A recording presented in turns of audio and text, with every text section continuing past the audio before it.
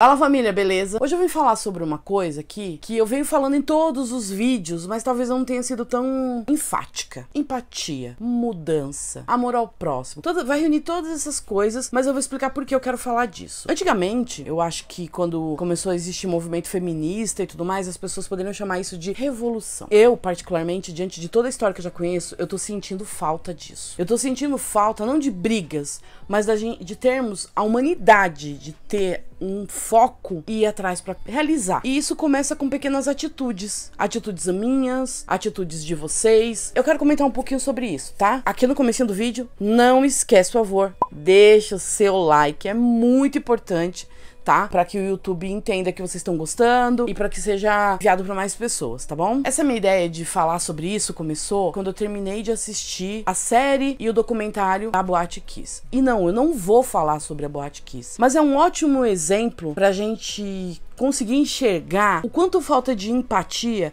de responsabilidade e de revolução interna e unitária para que a gente consiga mudar as coisas. Toda grande ideia, toda grande revolução, toda grande mudança, cada movimento que a gente faz com muitas pessoas, eles acontecem porque algumas pessoas pensaram, uma pessoa começou com aquela ideia ou algumas pessoas. Eu tô vendo que tem muitas pessoas falando sobre as mesmas coisas. Poxa, quando terminou, que uns 2, 3 dias depois que saiu tanto o documentário da Boate Kiss quanto a série, eu vi muita gente colocando no Twitter, colocando no Instagram, sabe, mensagens dizendo tá todo mundo junto. Será que estamos mesmo todos juntos? Essa condenação da Boate Kiss que foi anulada parte de um princípio de um movimento que eu acho que é muito particular. Eu vou chamar aqui de eu mesma. Sabe quando você fala com você mesma? Eu acho que tá faltando isso. Ah, esse é um vídeo de achismo. Não, esse é um vídeo pra gente conversar. Pra vocês me entenderem e vocês conversarem comigo aqui nos comentários, também deixando a opinião de vocês. Porque eu acho que é assim que começa uma mudança dentro da gente. É bem aquela situação que diz, é de dentro pra fora. Então eu fico imaginando assim,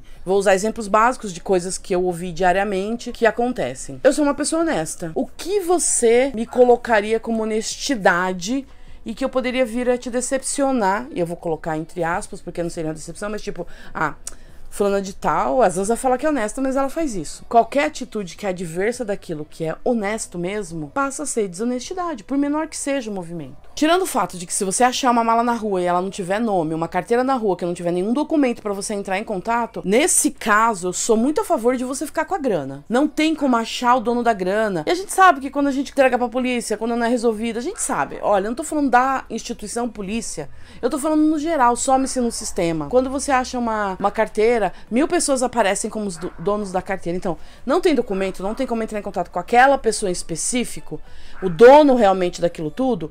Então, o melhor que a gente faz é ficar com a gente. Então é isso que eu acho que é honestidade. Eu venho vendo muitas coisas que andam acontecendo ultimamente, como por exemplo, fulano me confidenciou, me contou, me falou que tem um cartão por aproximação e ele perdeu o cartão e fizeram uma compra dentro do cartão. Isso é triste, né? Só porque ele é por aproximação, óbvio, ele não cancelou no momento certo, quando ele veio perceber, foi quando chegou a notificação do cartão e ele foi procurar, da compra, e ele foi procurar o cartão e ele viu que tinha perdido, mas é algo a se pensar. E isso também é muito do anonimato do ser humano. Quando o ser humano passa a estar anônimo, a honestidade dele cai por terra. É que nem aquele... Eu não sei se é um ditado ou se é só uma pergunta popular, que as pessoas perguntam, se você fosse invisível, o que você faria?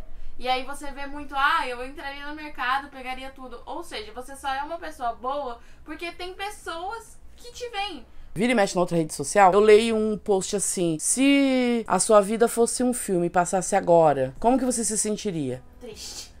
Então, a gente tem que começar a fazer como se a gente tivesse uma grande plateia. Começar a viver como se tivéssemos uma grande plateia. O mundo é um palco e você é o protagonista da sua história. Então você tem que estar ali de peito aberto e fazendo o que é real. Fato, alguém foi lá e gastou. Vamos imaginar que a história é diferente. Meu amigo não tivesse perdido o cartão, ele tivesse deixado na casa de alguém e tivesse acontecido a mesma situação. Ou fosse propenso de acontecer. Vocês acham que aconteceria? Se o dono da casa ela ia gastar e falar, ele não vai lembrar que deixou aqui? Eu acho que não. Acho que a pessoa teria medo de que houvesse o reconhecimento de que ele gastou aquele dinheiro. Que ele pudesse ser apontado como ter gasto aquele dinheiro e falar, hoje você me roubou. Agora seria diferente se tivesse uma festa com 40 pessoas e o cartão sumisse. Sim, lógico, ele não poderia culpar o dono da casa. Mas imagina, você tá lá na casa do seu amigo, só você e ele. Por alguma casa você pediu uma pizza à noite e largou o cartão em qualquer lugar. Você foi embora, o cara sabe que só tava você e matei ele, o cara mora sozinho, o Ghost não vai entrar ali pra pegar, pra gastar, né? Fantasma não precisa disso, né, família? Então eu fico pensando assim, caramba, a gente só é honesto porque a gente tá sendo vigiado. Quando a gente não tá sendo vigiado, a gente não precisa ser honesto. E aí eu volto pra mesmo tipo de discussão. Eu não estou falando aqui que os réus, no caso da Boate Kiss, são culpados, mas eles contribuíram para o que aconteceu. Então, o fato que alguma coisa eles deveriam pagar. Eles deveriam estar livres, soltos,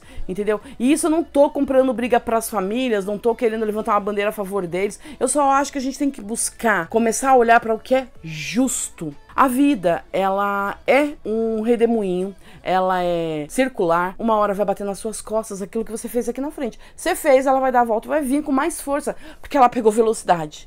Então, a lei que existe quando você faz, é que em algum momento você vai receber. Quando você planta, você vai colher aquilo que você plantou. Então, se você plantou esse tipo de atitude negativa, que ocasionou numa situação, foi um conjunto, eu não tô falando que eles foram pra lá, eu escutei muito isso no documentário. Nós não tivemos a intenção. Se foi intencional, se a pessoa foi lá pra fazer aquilo, se os réus já tinham pensado, premeditado, essa não é a questão. A questão é que houve culpa por atitudes que foram tomadas ou que deixaram de ser tomadas e que teriam ocasionado provavelmente em outro final. Aí você vê aquilo tipo, oh não, as consequências dos meus atos. É mais ou menos isso, sabe? Alguém escolheu uma situação, outro escolheu outra situação para que chegasse naquilo, culminasse naquele final. Foi um conjunto de coisas. Então, cada um que tem a sua parcela de culpa deveria assumir. E sim, eu também não acho que só deveria ter 4 réus ali,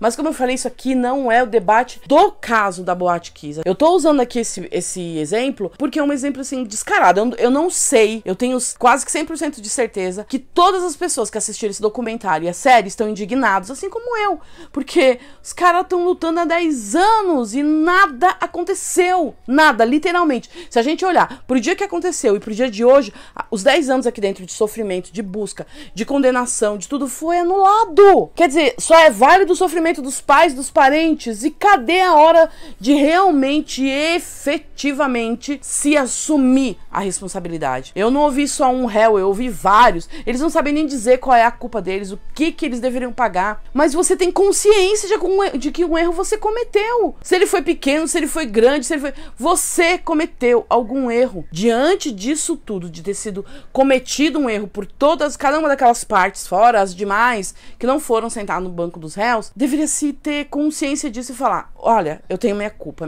é essa, eu assumo, essa é a minha culpa. Sabe, todos eles têm uma culpa, só precisa cada um admitir. É feio demais. Sabe, você querer livrar o seu couro de uma cadeia, de um castigo, simplesmente porque eu não fiz isso sozinho. Ok, assuma a sua parte, sabe? Paga o seu BO. É isso. E o resto, deixa correr. Vai lá e fala, minha culpa é essa, eu quero ser julgado por isso porque isso aconteceu. E não bater e pôr uma advogada lá na frente pra falar que você é inocente, você não é inocente. Então, todos nós temos que ter esse olhar crítico pra nós mesmos. Onde eu sou culpado?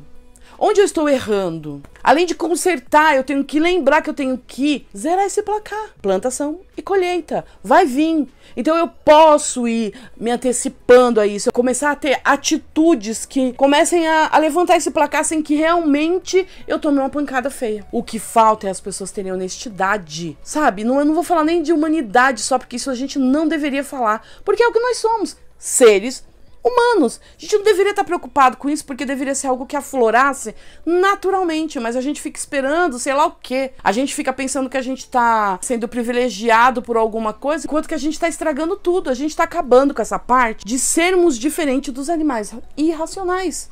Porque nossas atitudes para tirar o corpo fora de uma situação nos leva a isso, animais irracionais. Eu tô pela sobrevivência. E, gente, não é assim, não é, sabe? Se você cometeu um ato ilícito, se você errou, o seu dever é ir lá e zerar aquele placar. Eu não tô falando que você fez porque você quis. Olha só, vou falar por aí. Você é uma pessoa super correta, você tá dirigindo, você não tá alcoolizado nem nada e você bate numa pessoa e a pessoa morre. E aí você vai pagar por isso. Você teve essa intenção? Não, você não teve. Aconteceu, você pode falar que foi uma fatalidade. Mas é por isso que tá na lei coisas culposas que você não tem a intenção. É exatamente por isso que existe. Pois é, eu não acho que eles tiveram a intenção de fazer isso, mas eles deixaram de tomar atitudes que evitassem isso. Então acaba que você tem que assumir aquilo. Vamos ter lógica, vamos pôr coração nisso. Olha só, muito egoísmo. Exato, eu acho que isso seria resolvido de uma forma muito mais prática, muito mais calorosa, muito mais coração mesmo, se as pessoas admitissem. Porque vamos ter o exemplo de uma mãe com um filho, né? O filho cometeu um erro, são 2 filhos. Um sempre diz, desculpa mãe, fui eu. Eu fiz isso, a culpa é minha.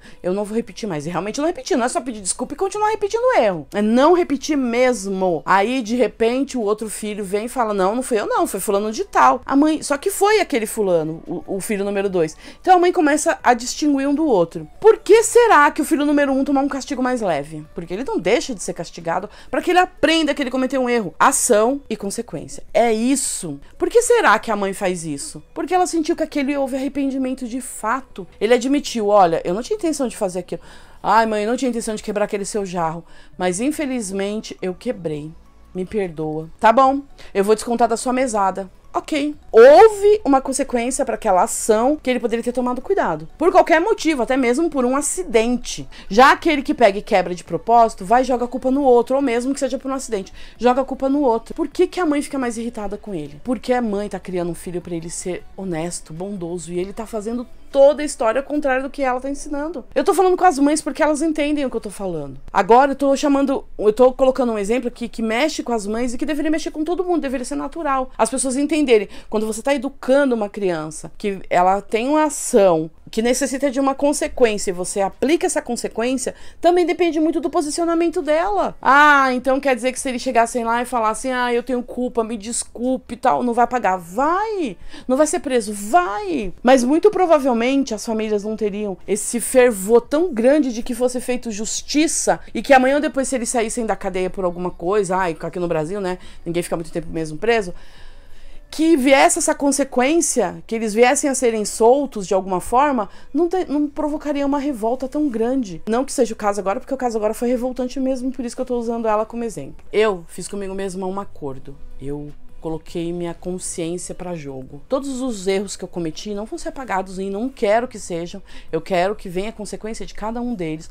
Muito mais também quando eu fui desonesta, os momentos que eu tenha sido desonesta. A gente comete alguns delitos que não deveriam ser cometidos em algum momento. Então, se eu os cometi, eu quero sim pagar por eles, eu quero sim zerar esse placar. Eu quero que venha a consequência, porque eu já entendi que eu não posso ir por esse caminho. E esse é o primeiro passo para você perceber que você está sendo uma pessoa qual você não quer ser. Exatamente. Perceber o seu erro pra poder mudar.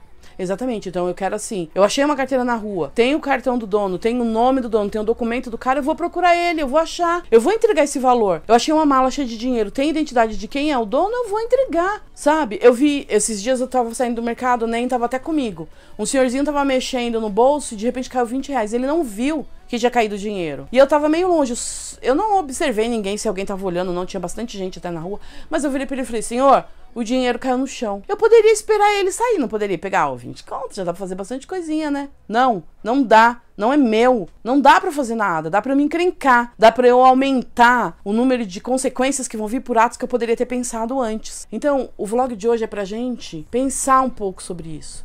É para chamar vocês para essa realidade e a gente fazer um movimento positivo pela conscientização dos nossos erros. Não vamos negar aquilo que nós sabemos que somos errados. Vamos assumir. Meu Deus, a gente tem que assumir, a gente tem que ter uma consequência diante de uma atitude que não era para ser feita. Então tá na hora da gente assumir esse BO, tá? Eu vou assumir, assumam vocês, vamos fazer esse movimento. É muito importante. Honestidade, caráter, não tem preço, é por isso que nós somos diferentes. É por isso que nós somos seres humanos, para fazer isso diferente. Senão, eu paro pra pensar e imagino, ter vindo pra cá, estar vivendo a vida como a gente vive, onde a gente tá melhorando? Se a gente, em algum momento a gente não chega e fala, olha, isso tá errado, olha, isso que eu tô fazendo não tá correto, eu vou modificar. É esse o intuito da vida, da gente melhorar, aprimorar. Então, vem comigo nesse movimento, vamos fazer essa onda crescer muito, chegar onde a gente achava que não ia chegar, sabe? Vamos fazer esse movimento gostoso, movimento de honestidade. Caráter, ser humano de verdade. A gente erra, mas a gente tem que assumir o erro e pagar a consequência desse erro. Vem comigo nesse movimento. Deixa aqui nos comentários que a gente tem que fazer esse movimento. Vamos lá. O movimento honestidade. Isso é bem fácil. Empatia.